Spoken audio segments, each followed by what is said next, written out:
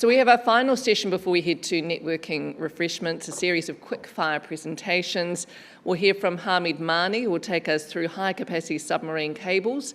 Then we'll connect with Nick Flack virtually. Nick is coming to us from Christchurch, where he'll take us through Christchurch Airport's Corfi Park development, wrapping up with Josie Boyd, North Power, and Raymond Moss from Transpower, who will look at renewable energy zones. So first up is Hamid Mani, Global Head of Sales for BW Digital. Big round of applause, please.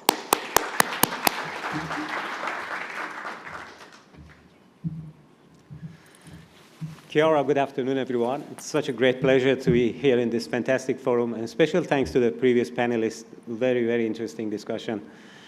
So my name is Hamid Mani, and I'm heading the global sales team in BW Digital. I'm going to spend a couple of more seconds on this one, on who we are and what we are trying to achieve. But prior to that, I think the day has been apparently in the morning. I didn't have the opportunity to join the conversations, but it's been about digital services and sustainability.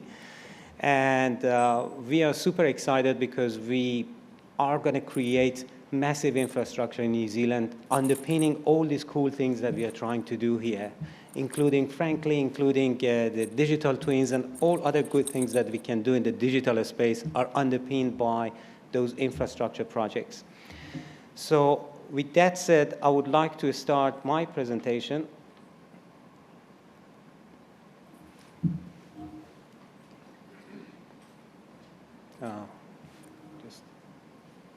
How can I switch the slides, Tara?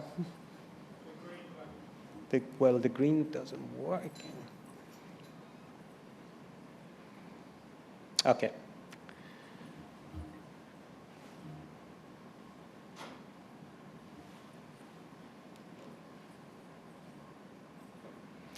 So first, a couple of words on BW Digital, the company I'm representing here. We are a rather young company. We came to existence because our parent company, BW Group, acquired a previous company owned by New Zealand owners called Hawaii Cable. And that's probably the name that you may be a little bit more familiar with. And I'm going to explain a little bit on what Hawaii is and what we have been doing. But the group itself is a Singaporean group headquartered out of Singapore, and they are a leading maritime services firm operating close to 500 vessels in oil and gas, and throughout the years they have started diversifying into renewables, water treatment, batteries, solar power, etc. Through acquisition of Hawaii, BW Group have created this BW Digital subsidiary, we have a vision, and our vision is to create and develop subsea cables and data centers which are sustainable to underpin all those digital services that we are all interested in. And sustainability probably is being used a lot, but we mean it when we say sustainability is not about greenwashing. It's not about advertisement on the paper that we are carbon neutral. We want to really go to the sources of sustainable power. We want to really look at the process end to end and make sure that we're doing the right thing for us in New Zealand and also for the region, and eventually, hopefully, globally, to play a role. Like many other areas that we punch way above our weight, I think there is an opportunity for us to do it here. And I will tell you why. So, sorry, I'm finding it a bit difficult to switch. Okay. Thank you. So, my company is operating the existing Hawaii cable, which connects New Zealand to the outside world. And often the role and importance of the submarine cables are underestimated. I think in general public, even inside some of the professionals, there's a bit of a misperception about the role of submarine cables versus satellite. So I'm going to spend a few words on that. We have also created a couple of other major submarine cables, all again centered around New Zealand. First and foremost called Hawaii Nui, and Nui in its Maori term meaning the Great Hawaii. And this is really to create the Hawaii dream inside Polynesia, to connect and put Polynesia and New Zealand at the center of the world. And also another cable system to connect us to Latin America, again with the centrality of New Zealand, and a data center, a sustainable hyperscale data center called Data Grid in the Southland New Zealand. Now, I always tend to start my presentations with this one. This compares some of the stats every single minute on internet, and each one of those are mind-blowing, but even more interesting is the extent of growth that you can see in almost each and every service there. So we keep doing more and more in digital space, and that's the beauty of it. And that's how life has become much more efficient, the productivity can increase. COVID was only a testament to that how digital working is important in our lives nowadays. But what does it mean in terms of the amount of data, the volume of data we generate? It's massive, it's exponentially growing. In fact, we're gonna, by 2025, we're gonna be sitting at close to 450 exabytes of data, which is an insane amount of data. And this data needs to be stored somewhere, and it has to be shifted all around the planet. More importantly, we burn electricity to store that data and to compute. That all the processing power, all the AI engines behind are sitting in data centers which are powered by computers, drawing electricity from the national grids. So this graph shows three scenarios, main, worst case, best case. But in either case, you can see that the contribution, the consumption of data centers is massive. And in some countries like Singapore, there are already national constraints in place because the national grid cannot cope with the demand, and also it's not sustainable. We cannot keep burning fossil fuels to store our photos and listen to Spotify tracks. Those are cool things to do, don't get me wrong. We will all do that more, but we need to do it in a smart and sustainable way. Also,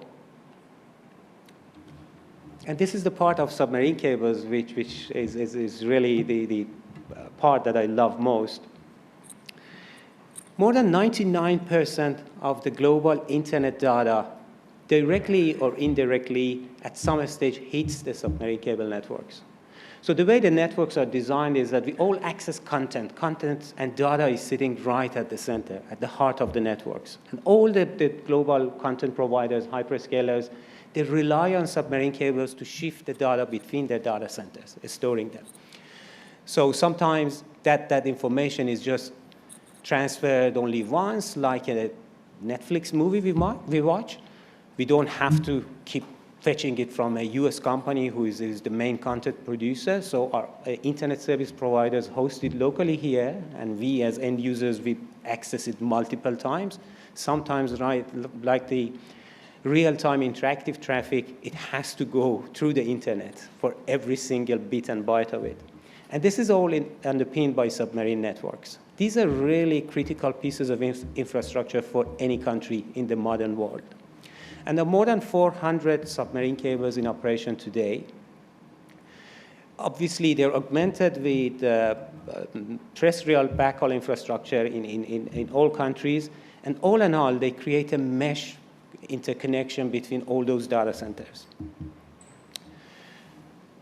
Now, this is a very interesting market and among the fastest growing globally. So we consider ourselves lucky being in this industry. The CAGR of the global international connectivity is around 40%. For the part that we are operating in, the Trans-Pacific part, it's even higher. It's 50% year-on-year growth. And there are not so many industries nowadays that can benefit from this kind of growth. Obviously, it's getting a lot more competitive. High price pressure on everything we do, but the volume is increasing massively. But there's also a very interesting shift in the dynamics, and that's very important for all of us to be aware of. And that's the role of content players and hyperscalers. Back in 2010, they accounted for less than 7% of the international connectivity data and the submarine cables. Fast forward to 2021, it's close to 70%. They're ruling this world. And obviously, they do a lot of cool things. All the cloud services we benefit from are really important in our digital life nowadays. But again, going back to sustainability and the challenges we are facing, it's not necessarily sitting in the heart of their decisions. And that's the part that we have a role to play.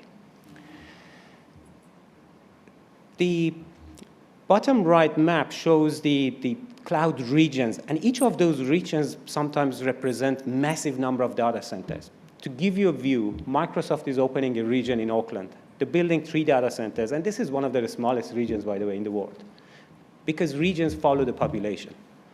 And we don't have a massive population in New Zealand. So you can imagine in places like Jakarta, they have got regions with dozens of data centers. And this map, literally, as we speak, is changing.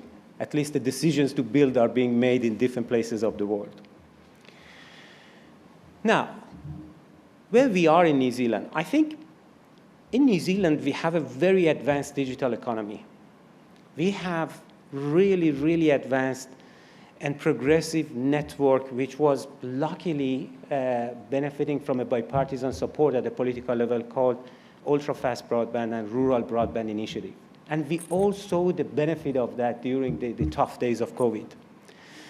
Our next door neighbor, Australia, they're sitting way behind us because that project unfortunately got heavily politicized, and they don't have the quality of network, the fiber to the premises that we have today.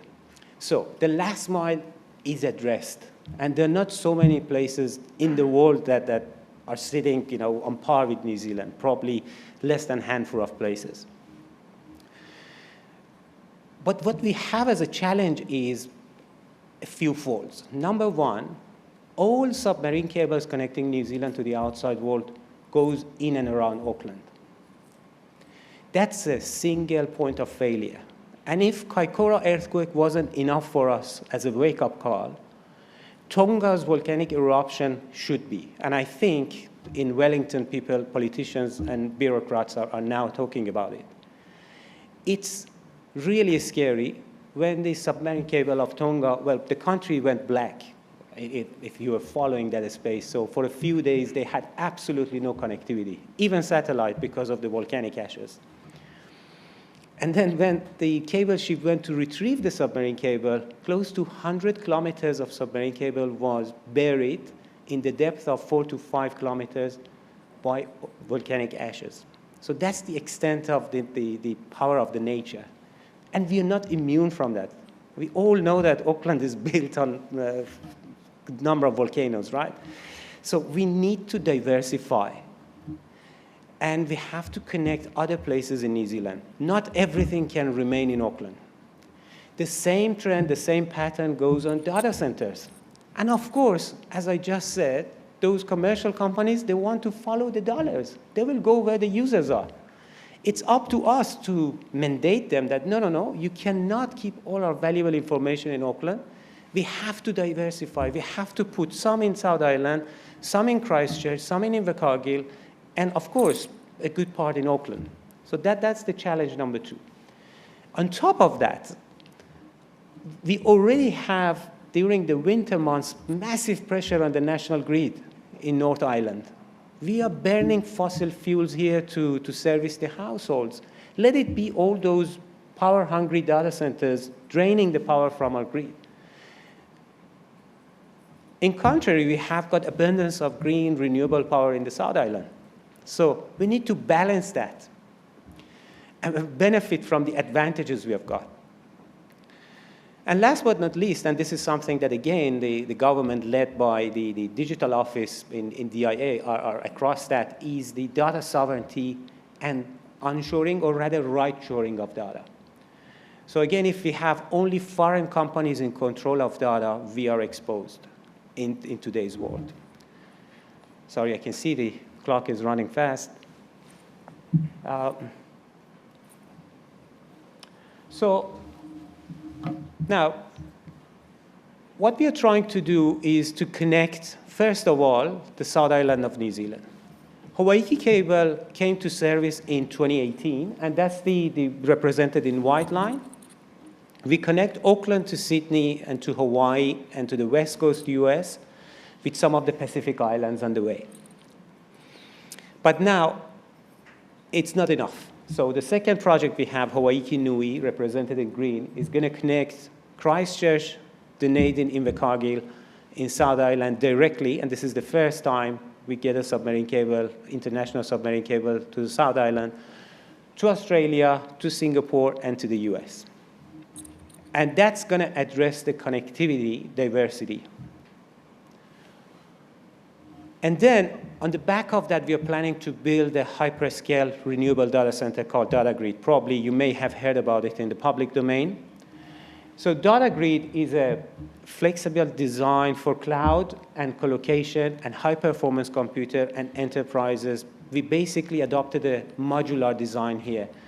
We strongly believe that one-size-fits-all doesn't work. So we need to we have a strong interest from the R&E community in New Zealand. They want to host their supercomputer. The supercomputer facility is totally different from where you store the enterprise data. The government data requires different type of security and measures to be put in place. So we are putting that modular design at the heart of the data center to be able to address all those requirements. And it's going to be powered really 100% by renewable energy. And I think it's needless to say that everyone is aware of the Rio Tinto and the smelter and Manapuri, which is a great asset for New Zealand. The generation capacity of 800 megawatts. Even with Rio Tinto staying in the market, we still have enough power to power the data center. The data center at its full capacity is going to be 150 megawatts, which is, by the way, I would say more than twice the total installed capacity in New Zealand today in terms of data center. And in terms of cost efficiency, firstly, we're going to benefit from the naturally cool environment in the South Island. So to begin with, we will have less electricity consumption to cool down the computing equipment. And secondly, we have the green and renewable energy, and we are even going beyond. Almost every data center today, at least for the backup power, relies on the fossil fuels, on generators. We want to avoid that. And there are heaps of discussions that we are involved in terms of innovation and how we can replace that source of redundancy with other renewable sources. And it's a massive challenge for that kind of load, 150 megawatts. You have solutions for a couple of megawatts, but to have really a reliable source of backup power at that level is super important and super challenging. And we're going to limit the water cooling, which is, again, putting a lot of pressure on a lot of municipalities in big cities around the world. The data centers are draining water, they're draining power, and they're basically becoming a pain for the councils. So we'll have the terrestrial fiber, at least 2 of them, going to the data center. And as I said, we're going to build the submarine cable. But what is really interesting is the last piece of this puzzle, and the cable that you can see at the bottom of the chart, connecting Invercargill to Chile, to Latin America. I love this picture because this recreates a vision of Middle Earth for New Zealand. We are not going to be a digital dead end anymore. We are a hub. Once all these infrastructure assets are built, we will be a hub globally.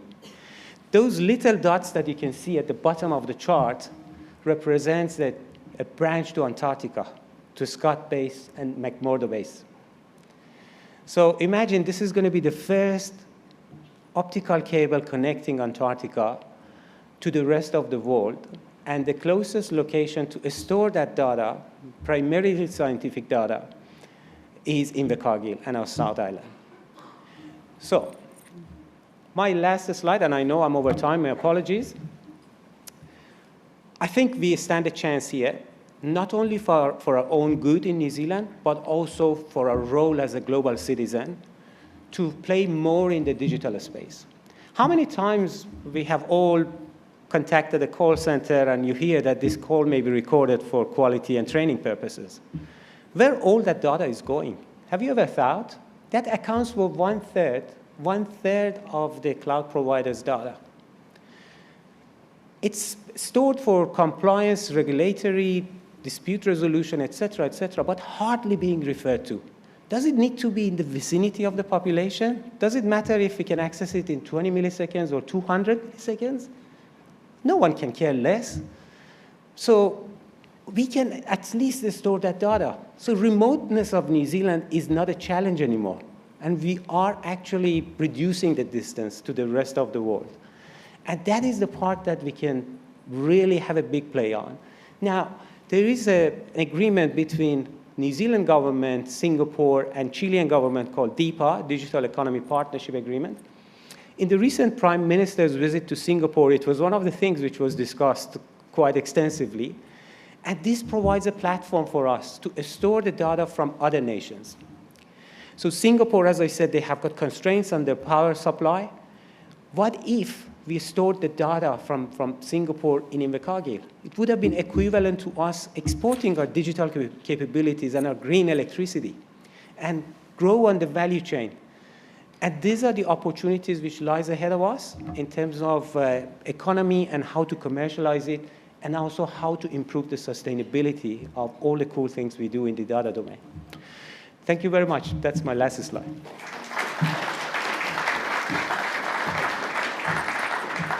Lovely. Thank you very much. Do we have another presenter? Yes, another speaker. Okay. Yeah, all good. Thank you, Hamid, for speaking to the vision of BW Digital and clarifying the difference in function between submarine cables and satellites. A reminder, too, of how remarkable internet technology is, considering I was an adult when I first heard of this new thing called the internet, and how much we all rely on it now. The uptake and integration has been truly remarkable. With that Hawaii Nui slide, Hamid assured us we won't be a digital dead end anymore, we will be a digital heart. I see him standing by. I'm going to introduce now Nick Flack, attending via live stream. Nick is the General Manager, Planning and Sustainability for Christchurch International Airport. A warm welcome, please, for Nick.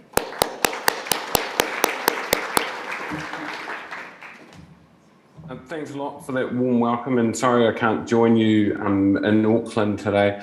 I'm rugged up in Christchurch, bracing for snow, and trying to get my team through COVID with about 80% of my direct team having contracted the virus over the last 2 weeks, with myself getting out of isolation over the weekend. So first of all, are you able to bring my slides up? Thank you. So first of all, before I get into Kōwhai Park, I'd like to start by saying that Christchurch Airport plans intergenerationally and has a long history of developing intergenerational assets. The 1,000 hectares that we occupy in our Christchurch campus was first set down in council records in 1932, with the council planner at the time dedicating that land and putting it aside for future aviation purposes. One of the projects that I completed in 2016 is also an example of this, where we opened a freight precinct in 2016 that had started planning and public consultation in the 1970s. This is the way that we are viewing Kōwhai Park. Kōwhai Park is a 400 hectare renewable energy development on airport land, part of that 1,000 hectares, that looks to create an ecosystem for how we will use energy for aviation and property purposes between now and 2050. Next slide, please.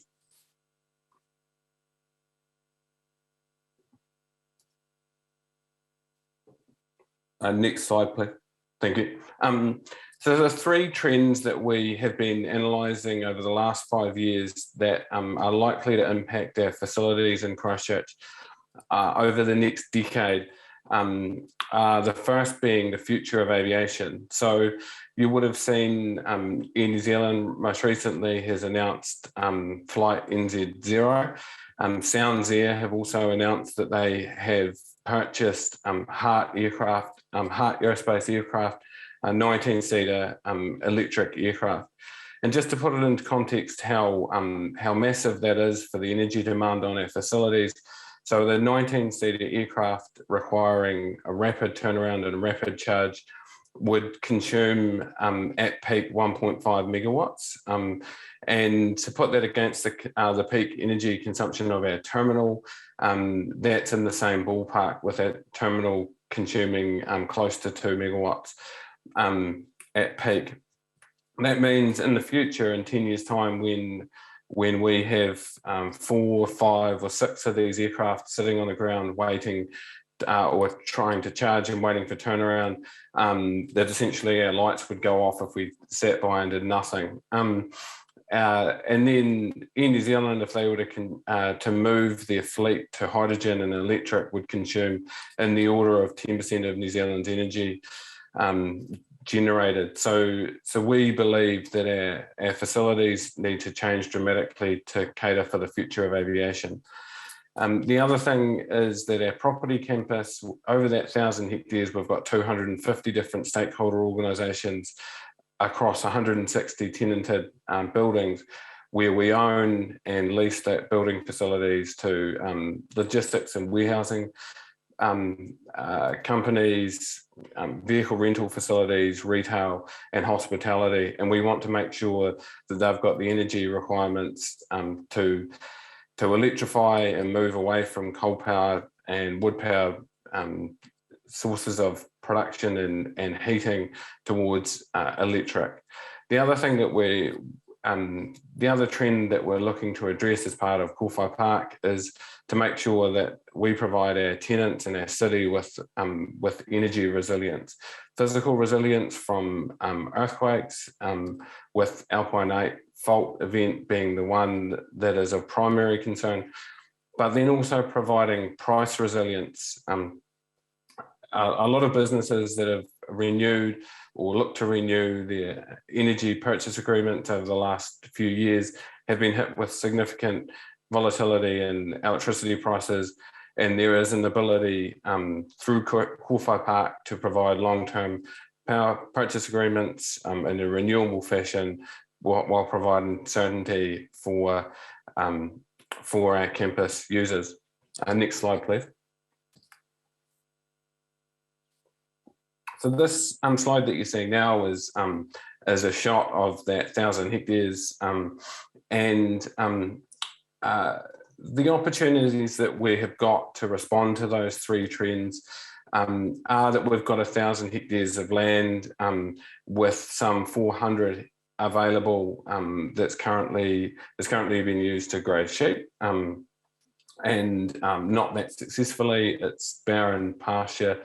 But we've also got a significant amount of roof space. So pretty much every building that you can see in the shot is owned by Christchurch Airport. And over the last 5 years, where we have invested significantly in building and property development, those buildings have been constructed with the structural capacity for solar. So in the left of shot, you can see warehouses and distribution facilities that average out at about 8,000 square meters of roof space each, with the largest two being both 13,000 square meters each, that have been designed to take solar. So we've got roof spaces, we've got land available for solar, but we're also connected really well to National Transmission Network and Orion's local distribution network.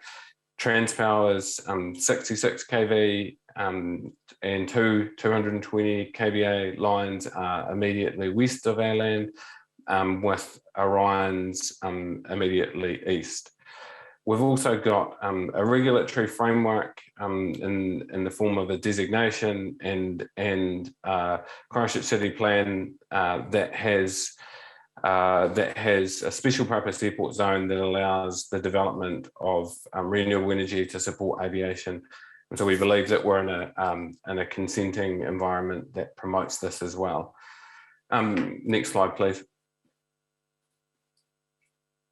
The next thing it does is we've spent the last 2 decades decarbonising our operations across Scope 1, Scope 2, and controllable Scope 3. We've removed 90% of carbon emissions, and what we've essentially done is swept our own front yard. And now we're concentrating on removing carbon from Scope 2 or purchased energy, and helping enable our aviation industry and Canterbury as a region to decarbonise their operations. We also take seriously our leadership role in aviation and in sustainability, and are currently, or have over the last 3 years, consulted to 40 international airports across the world on how to decarbonise their operations. And we see Kōwhai Park as an opportunity for us to take Christchurch Airport and Christchurch businesses to the world, and most recently have been integrating Kōwhai Park plans with Hamburg Airport and Changi Airport. Next slide, please. So we announced in November 400 hectares available, the first phase of which is 220 hectares of solar development with a landlord mentality, where we promote technology growth and provide opportunities for international developers to bring the latest technology in solar to our campus.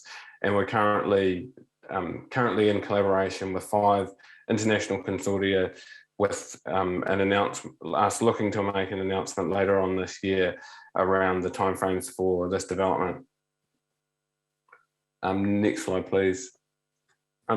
Just quickly, this slide details our land holdings, and you can see most of the land in the top of screen is 400 hectares. If you were to get 431 or 432, if you were to get your calculator out. But what we're looking at doing is creating a facility that is energy plus facilities. So our primary objectives are threefold. They are to diversify our commercial revenue and diversify risk. Our business is set up to enable property, planes, and passengers. So our property campus has got us through COVID. So most airports around the world have made significant losses during COVID and have lost a significant amount of staff members. We are very proud to say that we haven't lost any core operational staff members, and we have turned a profit in every one of the 6-month periods throughout COVID. And that is down to the fact that we've diversified our commercial risks and our commercial portfolio since the 2011 Christchurch earthquakes, where we invested in property, and now, or prior to COVID, property made up about 30% of our revenue. We've diversified within that property space, where we've got logistics and warehousing facilities, commercial facilities, hotels, and food and beverage facilities. We've also diversified our risk across how we look at our airline partners, and we've diversified our risk across our passenger operations and our retail functions in the terminal and car parking as well.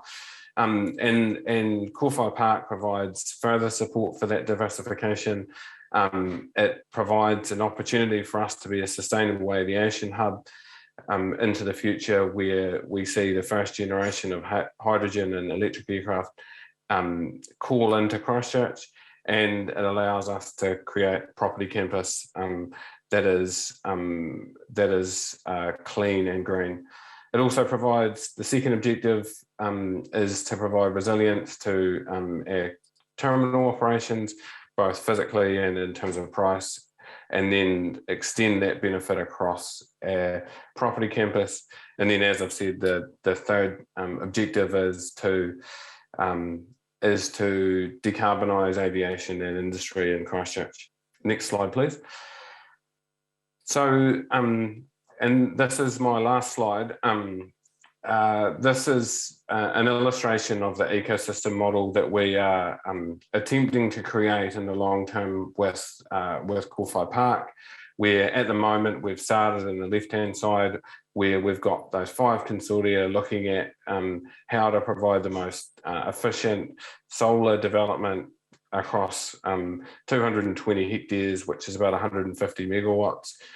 We, as part of that, are investigating how to use battery storage to eke out the economics as much as possible, but also to provide support to Transpower and Orion's grid so we don't get a significant peak generation in the middle of the day. And then as we move from left to right across the Kōwhai Park ecosystem, we have been having very collaborative conversations with Orion and Transpower. We had Transpower a workshop this morning, in fact, around making sure that we design our electrical infrastructure, our high voltage electrical infrastructure in a manner that not only provides us with the ability to export energy from Kōwhai Park in the immediate term, but also allows for long-term importation of energy when Air New Zealand does start to have fleets that are grounded in hydrogen and electric, so that we've got the capacity to charge those planes on site and produce hydrogen on site. And then continuing rightward, we are looking at creating a property campus that is well connected to international and domestic markets, and promotes the development of data centres and vertical farming, where there is good connection to international markets, there is good connection to a city, there is very good property space that is well connected to state highways, but then is also supported by clean green energy with good capacity in the grid. And then just finally, Christchurch Airport is working tirelessly to make sure that we are at the forefront of hydrogen in aviation and land transport.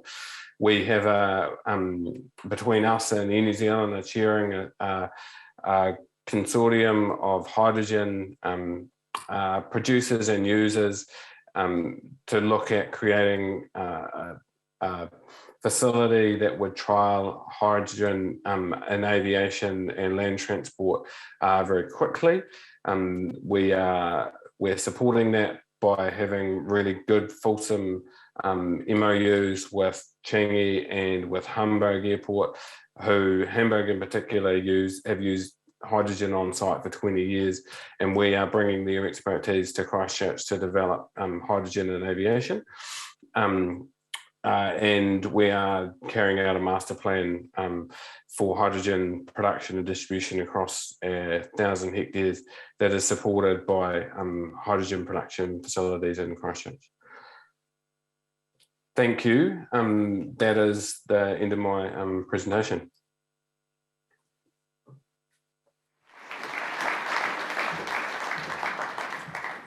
Thank you, Nick. A big thank you to Nick Flack, who spoke to Christchurch Airport's Kōwhai Park development and the challenges ahead, including an unprecedented demand for clean energy, the wish they have to provide energy resilience, and how they've diversified their risk across all the parts of the business, making it a sustainable energy hub that is clean and green.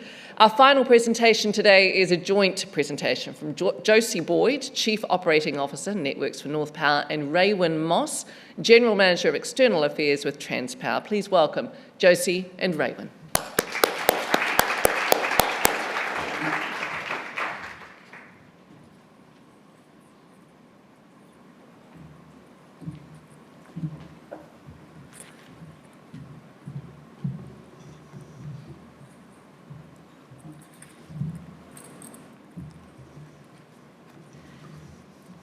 Kia ora, everyone. It's lovely to be here. So I'm Raewyn Moss, General Manager External Affairs from Transpower, and I'm joined by Josie Boyd, the Chief Operating Officer Network from North Power. So Transpower, you heard a little bit about us actually from Nick. So we're the owner and operator of the New Zealand electricity transmission grid. And so you could think about us a little bit maybe like the motorway system for electricity. So we connect generation to load and transport electricity from where it's generated through to where it's used around the countryside. North Power, from where Josie is from, runs the distribution network in Northland, in the area around Whangarei. So takes supply from Transpower and distributes that to local consumers, be that within industry or sort of commercial businesses and residential households. Anyway, today we're going to talk to you a little bit about renewable energy zones and how they could work in New Zealand. But before we do that, let's step back and look at the wider context for renewable energy zones. You might have to do the slides. Sorry, where's the clicker? Yeah, you can be my slide operator. Here we go. Perfect. Does that work? We might need some technical assistance. Oh, we've had a fail. It's the last session. Raymond? Last session, and we're standing between drinks, so we're very conscious of that. Yeah. Okay, that was our lovely, beautiful slide that we were to start with. Okay, we'll pop on to the next one. All right. Thanks, Josie. Great. So, I mean, we're all familiar with the need to decarbonise our economy, and this is certainly a journey for all of us in the energy sector. Transpower's got a part to play in this, but there's certainly a role for many others as well, some of which you've just recently heard about. And really over the last couple of years, we've been looking at the opportunity for electrification within New Zealand. In 2018, we first released our first piece of work called Te Mwari Hiko, which sets out how New Zealand's energy systems could lead the decarbonisation of New Zealand's economy.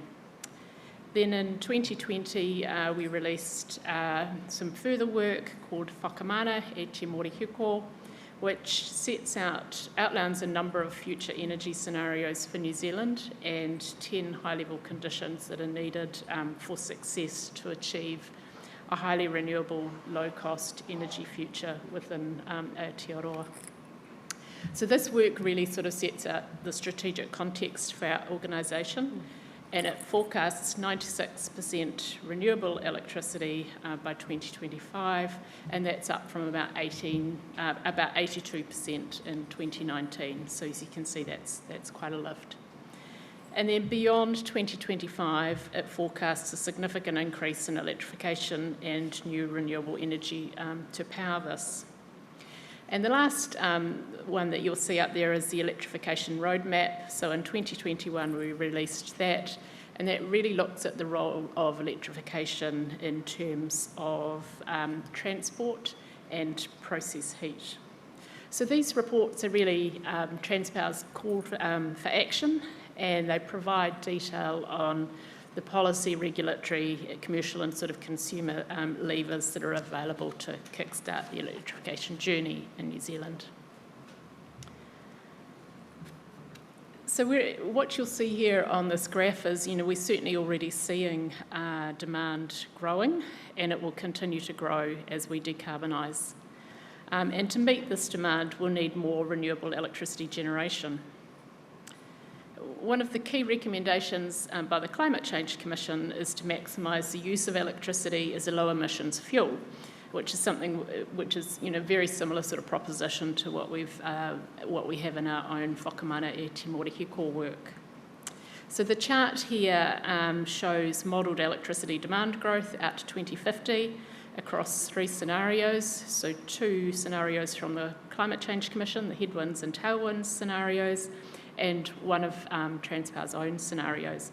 And what you can see is those scenarios are actually very sort of closely aligned.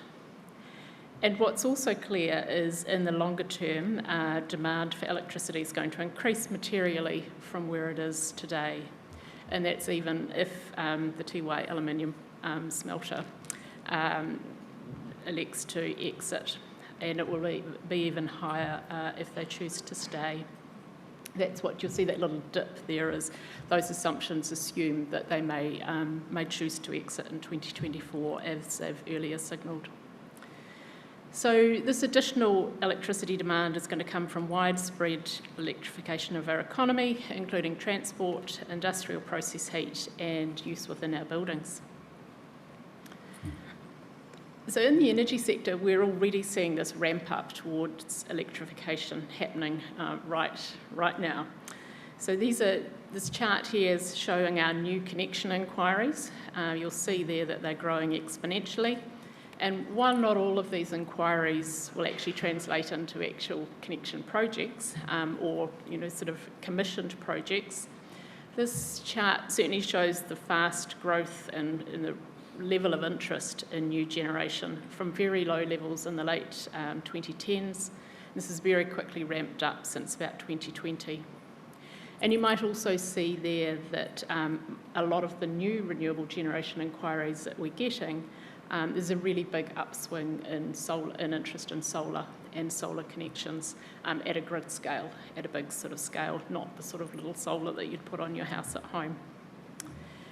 And then, given the location of New Zealand's renewable resources, we're seeing several of the inquiries concentrated in particular regions, or the same regions around the countryside. But the problem for those customers is that the cost to connect to the grid in these regions can require significant investment to offer them the capacity that they need. And the current rules that we have in place mean that the first sole party ends up having to pay for the upgrades to the grid, which creates a disincentive, or what we call the first mover disadvantage. And this is where the renewable energy zone concept could come into play.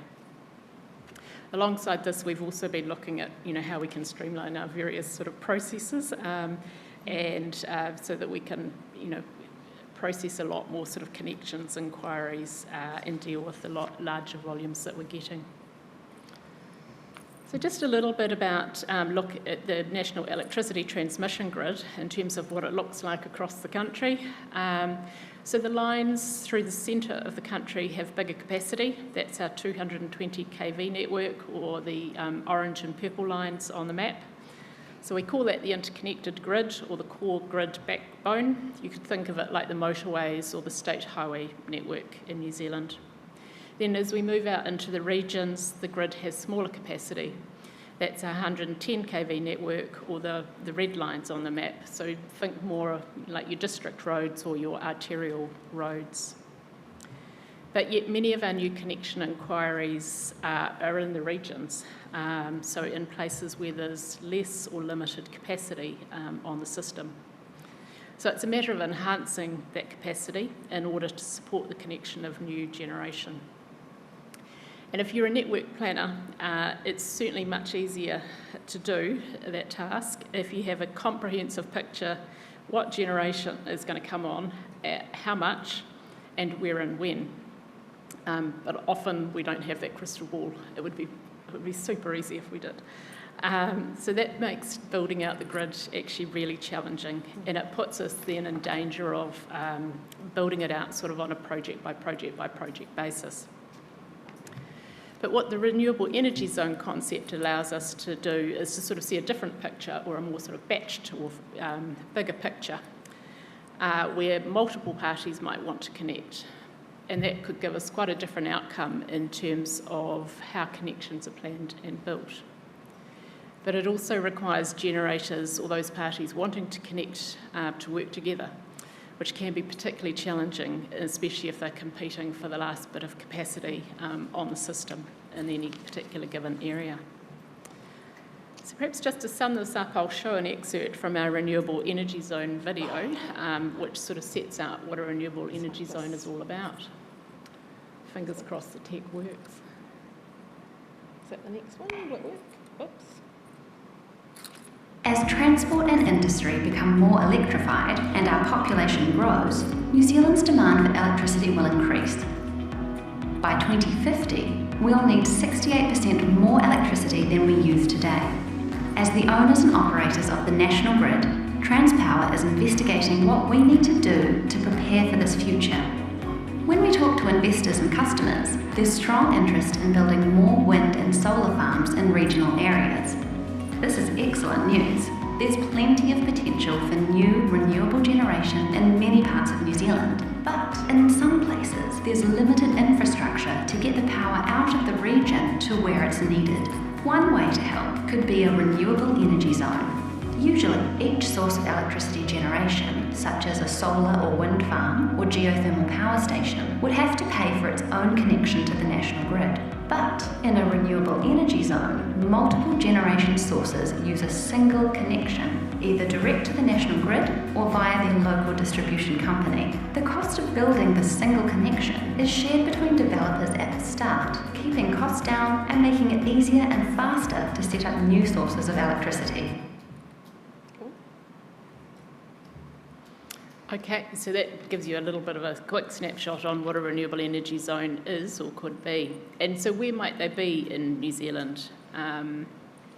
So what we're sort of seeing is that the RES concept could be useful as many parties wanting to sort of seek to connect around the country, and in particular in areas where infrastructure investment is also needed.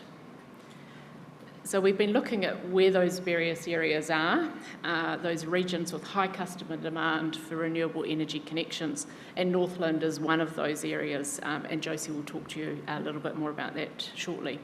So areas where new renewables wanting to come into the system from a generation perspective, that's the green circles on the map.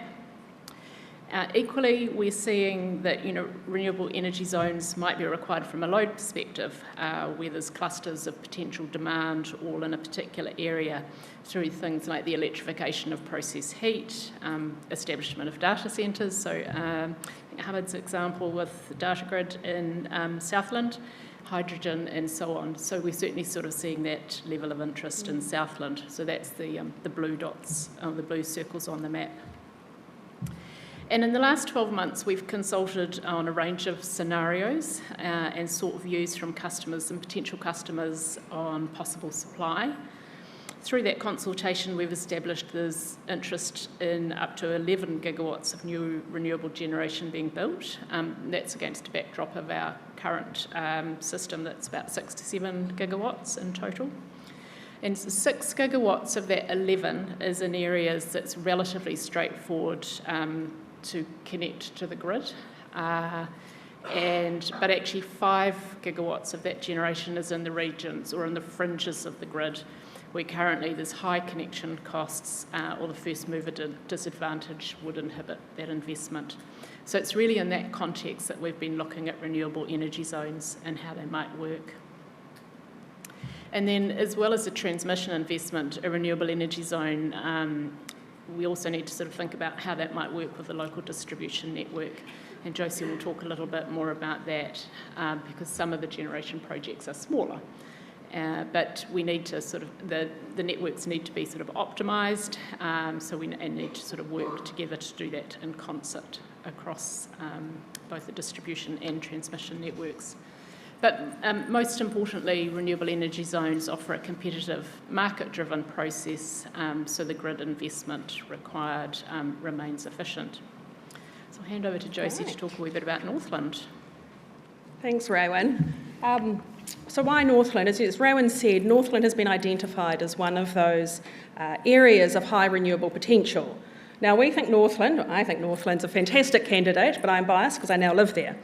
But there are a number of really strong reasons why we think Northland is a perfect place to try this as a pilot.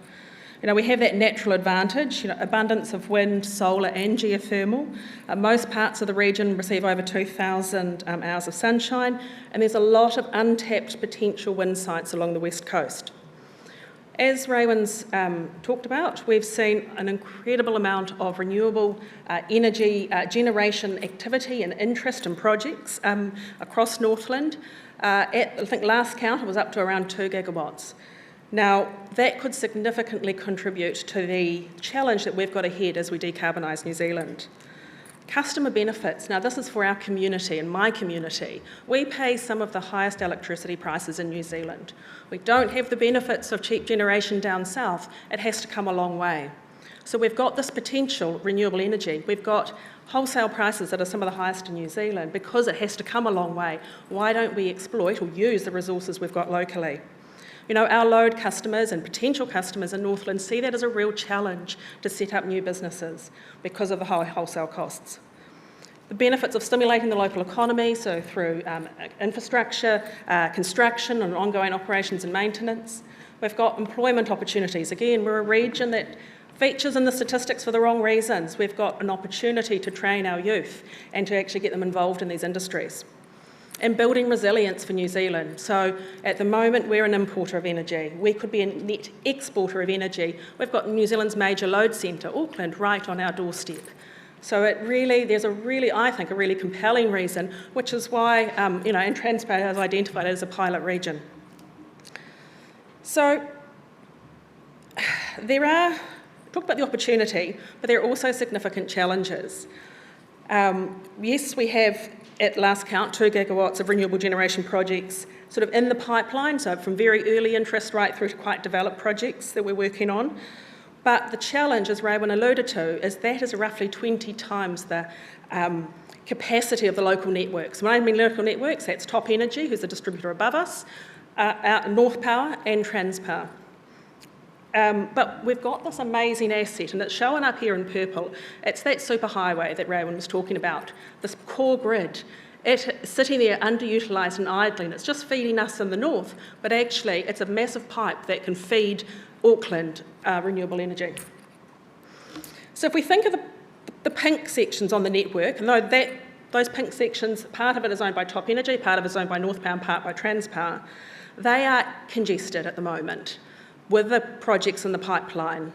But the purple is the underutilised part of the network. And if we think of it like that motorway analogy, we've got this great motorway, it comes to Marsden, and then it comes to a grinding halt with gridlock. And this effectively means that we won't be able to unlock further generation unless someone's prepared to pay those upgrade costs. And for a single project to pay those upgrade costs makes a business case really hard and really difficult, which is where this idea of a renewable energy zone, you actually bring generation developers together, they help share those costs and actually unlock the generation. So it wouldn't necessarily happen without that. So how do we overcome this gridlock up here, the pink sections? Well, we looked at it and our engineers have sat down and we've done a lot of studies over the last 6 months, and we think that there's a way with incremental upgrades of those existing assets, so we're not talking about at this stage building heaps of new assets, but existing assets, we could unlock a whole lot more renewable energy, between 400 to 700 megawatts. But this needs a coordinated technical solution. It needs a really robust commercial funding model, who pays and how much. And it's not straightforward because that ultimately means these generation developers have to time their projects around the same time and agree to put the money in together. And the other thing is that any generation development here needs to obviously follow the normal resource consenting and land acquisition processes, and that would also apply to the upgrades of our assets. So we're not talking about a special consenting regime. I think overseas that concept has been discussed. So that's the idea, and that's how we could unlock a lot more generation out of Northland, and that's how we could become an energy exporter. Where are we on the journey? So the 3 companies led by Transpower have been really keen to consult at a national level. Is this a good idea for New Zealand? And if it's to proceed, what level of support is there for Northland? Our consultation process has been really to build a mandate to move forward, to understand the appetite for a RES in the local community, and we did extensive consultation in our communities in Northland, and to talk to industry and government around their appetite for this process. We're using the feedback to gain better understanding of those challenges that I alluded to, particularly from a regulatory and a funding perspective. We want to solve these as simply as we can. If we need to change the regulatory regime, that takes potentially years, and we know we don't have time. If New Zealand's going to decarbonise, we need to get going, right? So how do we do that in a really sort of efficient and action-focused way? So yes, there are challenges, and the devil is going to be in the detail. From the commercials, we would be looking to sort of issue a request for interest and then into a tender phase, and part of that is how do we select developers? It is an open access grid that we collectively operate, and we don't have capacity rights. So that means you don't have a guaranteed right to export a certain megawatt of energy. And so navigating this with competing parties and parties that have put on millions of dollars to upgrade the grid, it's going to be challenging. If we have run a tender and we're over or undersubscribed, what do we do there? We're not really, and I don't think Transpower are able to fund that shortfall, so it may need an underwrite, and if it needs an underwrite, who's going to fund it? The technical side, there's a lot of technical assessments and investments around what the most cost-effective upgrade. We've got to time that with what the generation development, where the generation developers are going to be. Understanding along the investments that are needed, that's quite a challenge and needs a lot of time. And for Transpower, they've got an investment test process for investments over $20 million, and that needs to pass the Commerce Commission test. So there's those challenges as well. And I've referred to the environmental and the land issues. We need to comply with the RMA, and then that's potentially been reformed as well. So that creates greater uncertainty and sort of timing issues. But regardless, and this came through really strongly in our consultation, building community and iwi support for arrears, is key, regardless of the elements of whatever environmental and regulatory regime we have. And that came through really strongly from our communities. So there's a bit of work to do, isn't there, Raewyn? But we're not shy of it. So timelines. So we've used the consultation to really understand, would the concept be right in New Zealand, and should we pursue a pilot RES in Northland? Now, I understand Transpower had more submissions on the RES consultations than any other consultation that's run in 10 years. So people are interested in the concept, and it has broad support. But it does, and it has reinforced the challenges that we thought were there. So we're yet to make a decision on the way forward. The RES concept and its application, I think, in Northland is looking promising, but we need to navigate those challenges. We're taking the time to consider the stakeholder and community feedback, and we're talking to policymakers and regulators about how they could help us navigate some of these challenges. If there is sufficient support, the three network companies, so Transpower, Top and North Power, would look to seek expressions of interest later this year, hopefully, and then look to a tender, next year. We've used and modelling the processes that have been followed in Australia, but we know that we've still got to work out what's right for New Zealand and how do we navigate the regime here. So I'd say watch this space, and hopefully we can come back maybe next year with an update. So thank you. I have 5:05, 5 minutes after Brexit time. So thank you.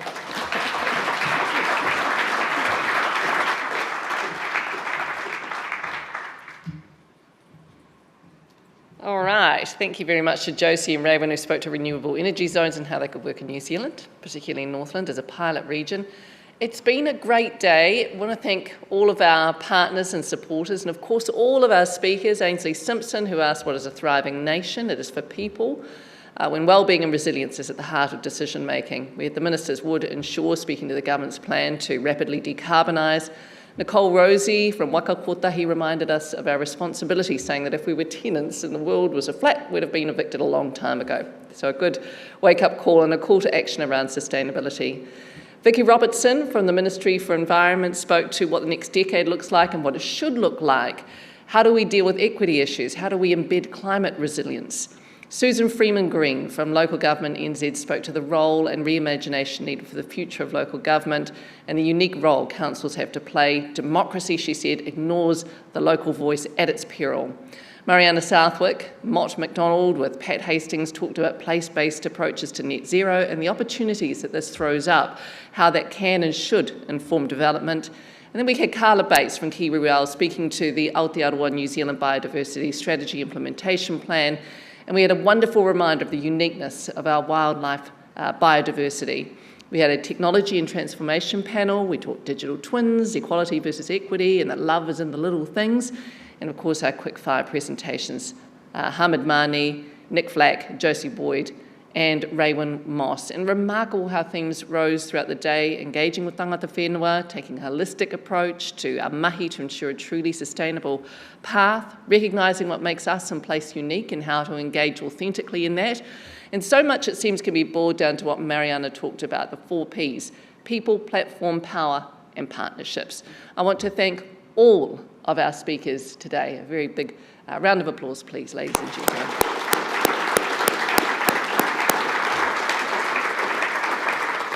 So that's what we heard. How do we act on it? In a moment, I'll invite Ainsley Simpson again to speak to this in the day's final address. A big thank you again to our partners and our supporters. As part of our ongoing sustainability initiatives, before you leave today, please leave your McConnell Dow lanyard and name badge at the registration desk where they will be recycled. And of course, we're looking forward to a great night of networking at the Wholesome Allied Concrete Networking Dinner, so please check your app or your email for your table number. Finally, let's welcome Ainsley Simpson back, the CEO of ISC, for her closing comments today.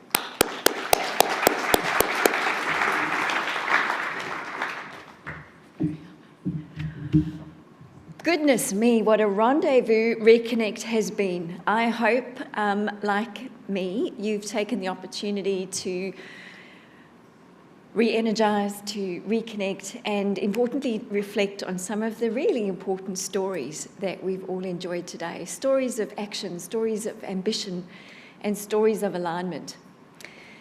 I have shared with some of you that it has been 940 days since I was last in Aotearoa, and Patrick Hastings was with me, and that was a very long time ago. It was 3 years since our Connect conference in May 2019. And when I reflect, I think, by golly, how far we've come. It's also been really wonderful seeing so many new and familiar faces. Most of those new ones are now familiar, and it's wonderful to be extending our whānau. I've asked some of you through the day what you leaned into, what you learned, and the little things that you loved. And I also asked you for feedback because May 2023 is not all that far away, but neither is October in the sunny Sunshine Coast in Queensland for those of you who are going to be thinking about making a trip. Why did I ask you what our opportunities are? Well, better never stops. And your frank feedback is what helps us move forward faster. So here's what resonated with you, and there's some sprinklings of what resonated with me too. The first thing was how deeply most of the presentations today connected with purpose. The other, which many of you shared with me, was that the concept of place, the importance of partnership, and the power of people is actually what makes progress possible and what enables us to accelerate faster is collaboration and co-investment.